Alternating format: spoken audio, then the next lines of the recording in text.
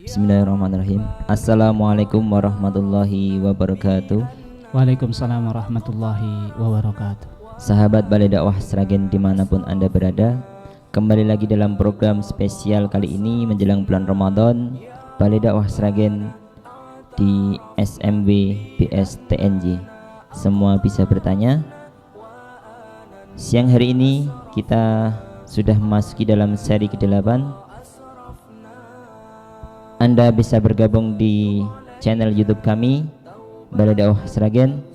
Anda juga bisa kirim-kirim pertanyaan ke 0812 2613 6112 dengan format pagar SMW BS TNJ spasi pertanyaan Anda, lalu kirim ke 0812 2613 6112.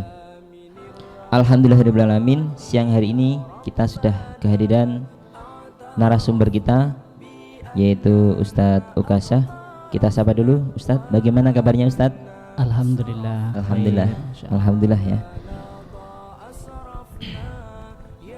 Ini kan sudah memasuki menjelang bulan Ramadan ini Ustadz. Ini ada beberapa pertanyaan akan saya bacakan.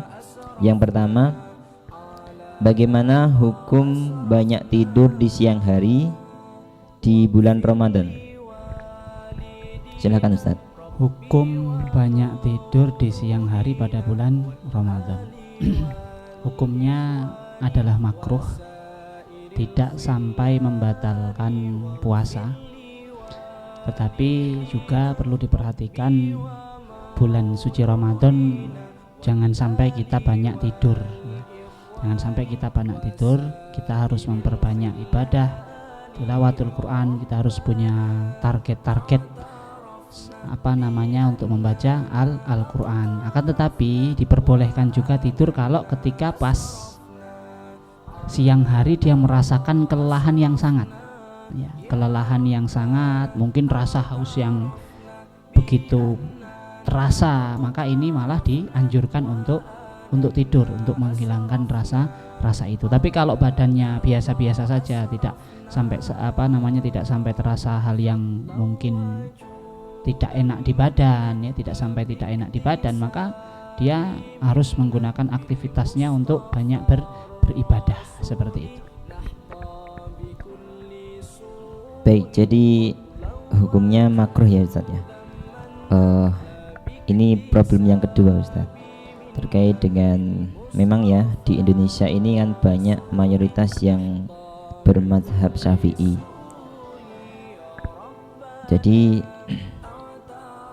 mereka mempunyai sebuah sejenis kepercayaan terkait dengan bulan Sya'ban ini. Mereka sering melakukan puasa-puasa. Nah, pertanyaan kami, bagaimana hukum puasa di tengah atau di setengah terakhir bulan Sya'ban? Ini ada penjelasan yang lebih dalam ya. Jadi memang dalam mazhab Syafi'i itu puasa di pertengahan bulan Sya'ban itu haram hukumnya, ya, haram hukumnya. Sebagaimana hadis yang disebutkan, idzang tasofa Sya'banu fala tasumu. Kalau bulan Sya'ban itu sudah masuk yang ke setengahnya, sudah separuh, fala tasumu, maka jangan sampai kalian berpuasa. Tapi kita akan kaji, kalau dia yang pertama, ya, yang pertama, kalau dia sudah menjadikan rutinitas puasa itu, sudah menjadikan rutinitasnya, wirid rutinitasnya, yaitu berpuasa mungkin Senin Kemis atau mungkin puasa Daud, maka tidak mengapa dia berpuasa di pertengahan bulan, di separuh bulan Sya'ban, ya. Dan kemudian yang kedua, kalau dia itu pas tanggal 15-nya berpuasa, maka tanggal 16-nya dan seterusnya boleh untuk puasa. Jadi menyambung puasanya di awal Sya'ban tadi. Ya, jadi dua ya. Boleh dia berpuasa kalau puasa itu sudah menjadi rutinitasnya. Puasa Daud, puasa Senin Kemis, nah itu menjadi rutinitas, maka boleh berpuasa. Kemudian yang kedua, boleh dia berpuasa di separuh bulan Sya'ban itu kalau tadi ternyata tanggal 15-nya dia berpuasa. Ya, tapi kalau dua ini tidak ada, maka tidak diperbolehkan puasa di separuhnya bulan Sya'ban. Ya. Terima kasih. Ini akan melanjutkan pertanyaan yang berikutnya dengan kasus yang berkaitan dengan puasa. Bagaimana hukum merokok ketika puasa? Terus bagaimana hukum menghirup asap orang yang merokok? Hukum merokok di bulan puasa bagi orang yang berpuasa batal puasanya, ya, puasanya batal, tidak boleh. Tapi kalau dia menghirup asap rokok orang yang samping, mungkin merokok ya, orang yang maksudnya mungkin begitu ya, dia ada orang yang merokok di sampingnya, kondisinya dia sedang berpuasa, itu bagaimana ya? Itu kalau dia tidak sengaja menghirup asap rokok itu tidak mengapa. Tapi kalau dia ada orang yang merokok di sampingnya kemudian dia sengaja menghirup asap orang yang merokok itu, maka ini juga membatalkan puasa, gitu ya. Jadi saya misalkan nih si fulan merokok nih, ya, si fulan merokok, sedangkan si fulan yang satunya tidak merokok, dia dalam kondisi puasa. Si fulan yang merokok itu di sampingnya sedang merokok dan dia sengaja menghirup asap rokoknya si fulan ini, maka itu batal. Tapi kalau dia tidak sengaja menghirup, ya, tidak sengaja, tidak menyengajakan diri untuk menghirup, maka tidak mengapa. Ya, terima kasih Ustaz. Jadi intinya yang memang sengaja untuk menghirup asap orang yang di sekitarnya merokok berarti batal, termasuk kategori batal ya Ustaz ya. Ya, terima kasih. Ini terkait dengan COVID-19 Ustaz. Masih rame ya. Banyak masjid ya. Ini hari ini masih ramai sekali, dan bahkan banyak masjid ataupun para takmir yang hari ini sudah menerapkan peraturan-peraturan dari Majelis Ulama Indonesia juga pemerintah Indonesia terkait dengan masker maupun lain sebagainya ataupun APD. Bagaimana hukum sholat menggunakan masker? Silakan Ustaz. Hukum sholat menggunakan masker, pada hakikatnya dalam menggunakan masker dalam sholat itu dimakruhkan, ya, dimakruhkan. Sebagaimana hadis Nabi SAW, Nabi itu melarang orang-orang yang sholat itu dengan menutup muka, ya.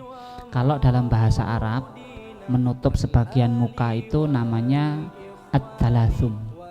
Itu dalam bahasa Arab ya. Misalkan ada orang Arab ya, ada orang Arab di Arab sana ya, di Arab sana itu mereka biasa pakai sorban, kemudian dengan sorbannya itu ditutupkan di separuh mukanya, di ya, separuh mukanya berarti kayak ninja seperti itu.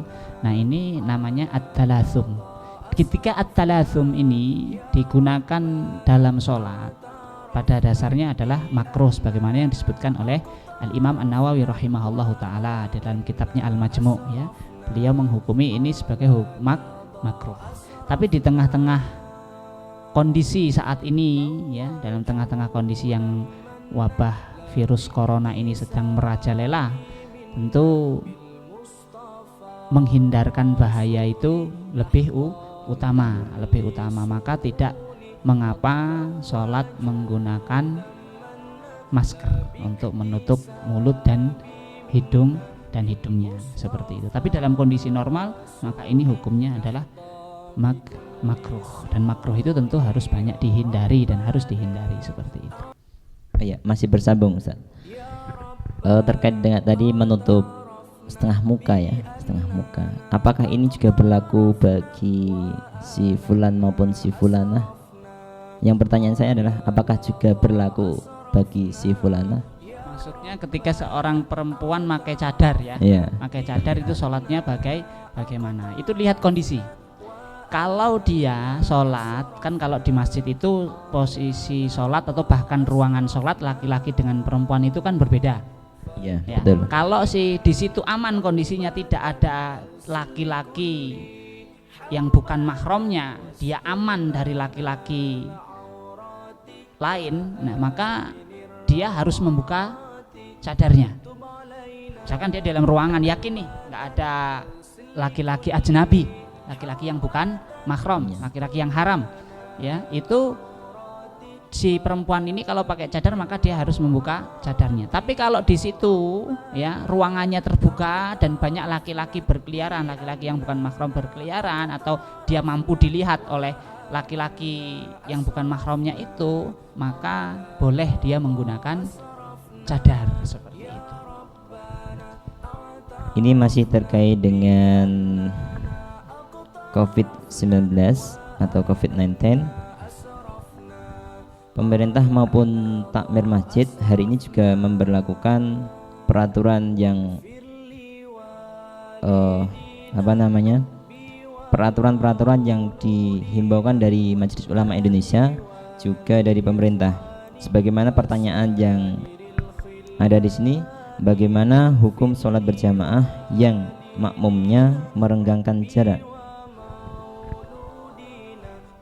Pada hakikatnya merenggangkan jarak dalam sholat itu hukumnya makruh, ya, hukumnya makruh.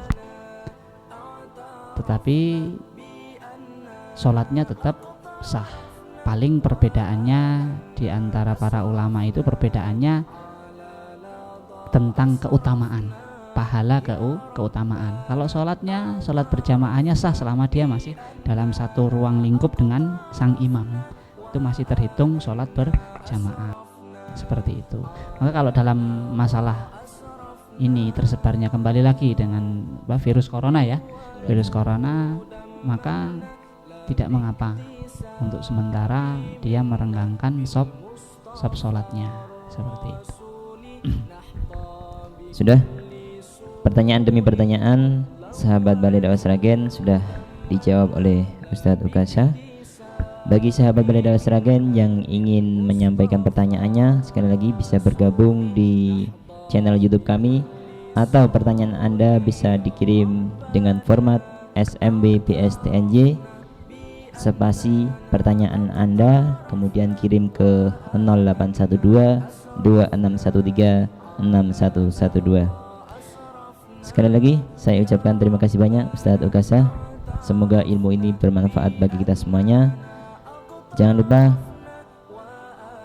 untuk sahabat Balai Dakwah Sragen gabung di channel Balai Dakwah Sragen dan like, share, and subscribe.